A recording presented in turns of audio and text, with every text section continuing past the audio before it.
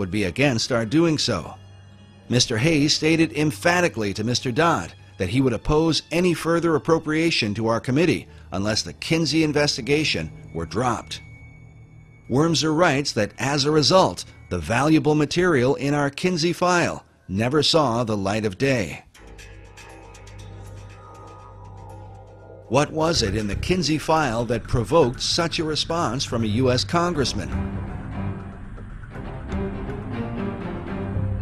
As we move forward, consider that the Kinsey data was partly paid for by the American taxpayers, who continue to fund the Kinsey Institute to this day. There's more going on in that institute. They have covered up so much. Some believe that if Kinsey's research had been exposed in the 1950s, the information might have sparked a second American Revolution. What was in the Kinsey file, and does that information continue to influence or even haunt America?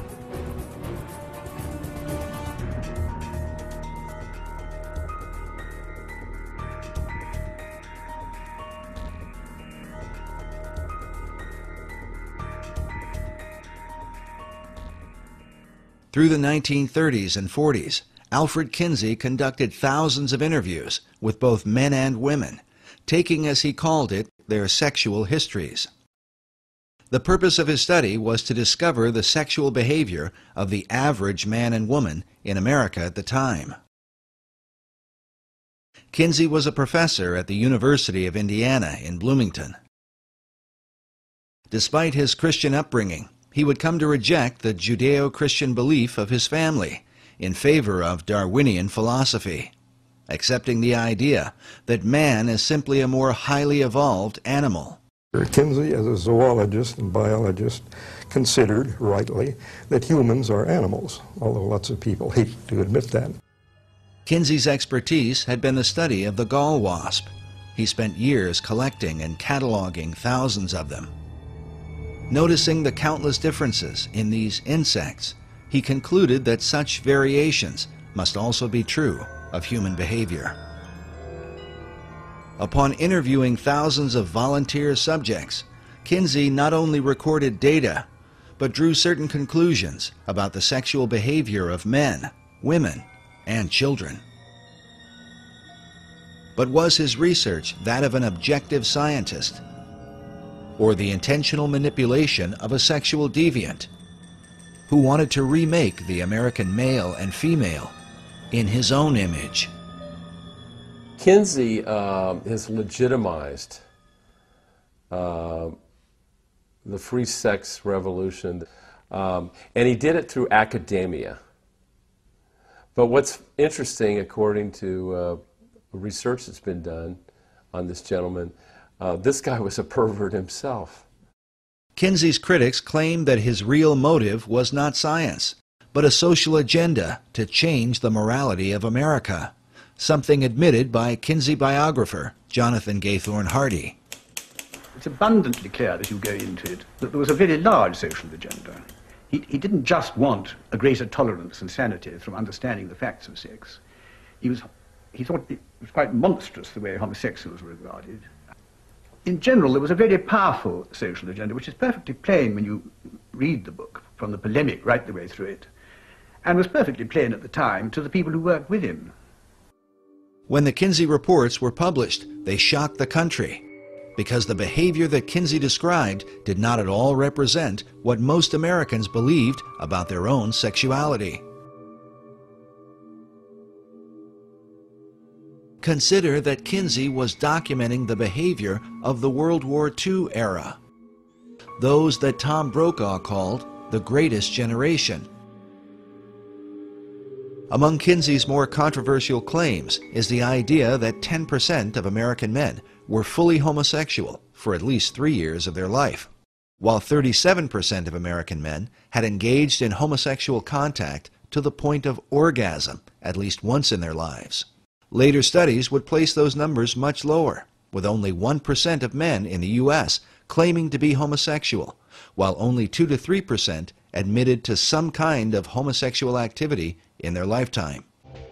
Nevertheless, Kinsey's data was seized upon by men like Harry Hay, who read the Kinsey reports left his wife and children, and went on to found the gay rights revolution that began in the 1960s.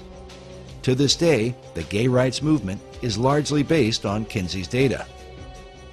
Kinsey also reported high levels of premarital sex, claiming that 69% of American men had visited prostitutes and that 50% of married men were guilty of adultery. Again, a later study done as early as 1960 by Phyllis and Eberhard Kronhausen would find that the levels of sexual promiscuity among males were much lower than Kinsey had reported. According to his fellow researchers, the reason for this dramatic difference is because Kinsey manipulated the data, including men from America's prisons, as part of the regular male population. He wrote that he found 1,300 to 1,400 sex offenders that he used as his normal male population. What? In addition to the convicted sex offenders, Kinsey included regular prisoners who were serving time for other offenses, along with 199 sexual psychopaths, all mixed together as part of the regular male population and presented to the American people as the average American male. In this interview for the documentary titled 1 in 10, listen as Paul Gebhardt, who was one of Kinsey's co-authors and a member of his original team, admits to the high percentage of prisoners and their impact on Kinsey's data. With these poorer, lower educational level samples. And when I say poorer, they had, for example, 55% were prison.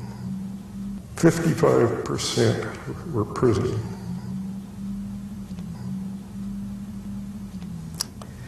And I think that has a definite effect. We know we didn't have enough non-prison people to do much of a comparison, but he didn't do a comparison. He simply took the prison people he got and used them with that less than college educated sample. But the trouble was, by, you might say, emphasizing the less than college educated sample, he introduced a lot of errors into the data.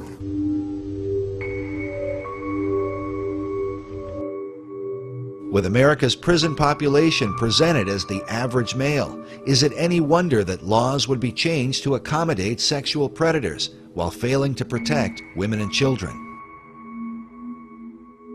To create high levels of homosexual activity, Kinsey also went into Chicago's underground, into gay bars and homosexual bathhouses, and incorporated the radically gay population into his regular male data, along with bootleggers, gamblers, male prostitutes, ne'er-do-wells, pimps, thieves, and hold-up men. All this according to his own report. Kinsey used similar tactics to redefine the average American female. They use this picture all the time to try and show the American public that they were interviewing average American women, all right? Except that this was their secretary. Okay, this is a secretary at the Kinsey Institute, and they would always label her as though she was just some average American woman. Sometimes they put Kinsey in the picture interviewing her, and sometimes they put him. And now, after I exposed that in one of my books, the Kinsey Institute has now admitted on its website, they give the name of her so it doesn't look as though they're trying to phony the thing. To create high levels of female promiscuity among American wives, Kinsey redefined married women to include any woman that had lived with a man for at least a year, a broad description that could include prostitutes who had lived with their pimps. In fact, prostitutes were a subculture that Kinsey specifically sought out, mixing them in with the regular female population. As a result, Kinsey's report stated that some 50% of American women engaged in premarital sex, while 26% of married women were supposedly involved in adultery. Kinsey went on to report that an incredible 87% of unmarried women were having abortions, while 25% of married wives were also aborting. It was these high percentages, shocking even by today's standards, that would help to